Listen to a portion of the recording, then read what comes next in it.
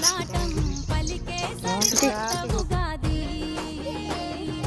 ఆమని పూతల ఆనందం ప్రేమలు పంచిన అనుబంధం విరిసే తెలుగింటి ఉగాది.